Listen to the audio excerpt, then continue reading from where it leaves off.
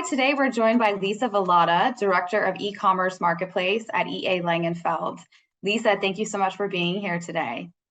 Thanks for having me, Ashley. Lisa, tell us a little bit about your role and how Langenfeld plays in the e-commerce space. Thanks, Ashley. So myself and my team focus primarily on helping our clients navigate across the Amazon and Walmart.com ecosystems. We have experience across other platforms as well, such as Wayfair.com, Target.com, Rakuten, and others. Additionally, we have dedicated teams for Zoro, Lowe's, and HomeDepot.com. What kind of services are offered by Langenfeld in this space? So whether brands will become a direct vendor or a marketplace seller, Langenfeld is able to leverage the existing relationships we built at Amazon, as well as Walmart.com to help clients execute their .com strategies across various categories. Additionally, we offer full support, so from consulting on what's the best platform and fulfillment method, to assisting in the submission of item setup details to get the items launched, all the way down to recommending, launching, and optimizing advertising campaigns for our clients. Our goal and promise is ultimately to drive meaningful revenue profitably for our clients and to take the complexity out of the channel wherever possible. So in the world of online shopping, who is winning? So, great question. The pandemic motivated more shoppers to go online, right? Challenged online retailers worldwide to leapfrog their own project pipelines they had planned years prior to make sure they met shoppers' needs during the pandemic. In a post-pandemic world, the dominant Amazon has grown even more and is expected to continue, particularly in the US. What role does e-commerce play in today's retail environment and specifically for hardware brands? Simply put, the customer journey starts online. So about 75% of consumers say that they check prices and product reviews on Amazon before making a purchase. And I reference Feed Advisor, and they put out an Amazon consumer behavior report usually once a year. So this was the most recent one in October.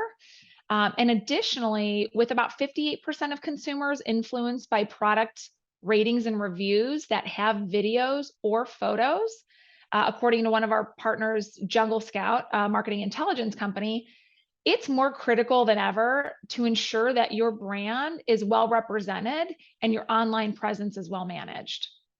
What have been the biggest changes to online shopping in the past few years, and how do brands need to shift to sell to consumers in this post-pandemic environment? Over the past 2 years, online shopping has grown in multiple dimensions. More people are buying more goods on more platforms than ever. According to that same Feedvisor report, just from October of 2022, about 48% of shoppers do more online shopping than before the pandemic. Online shoppers cannot be described any longer by traditional stereotypes.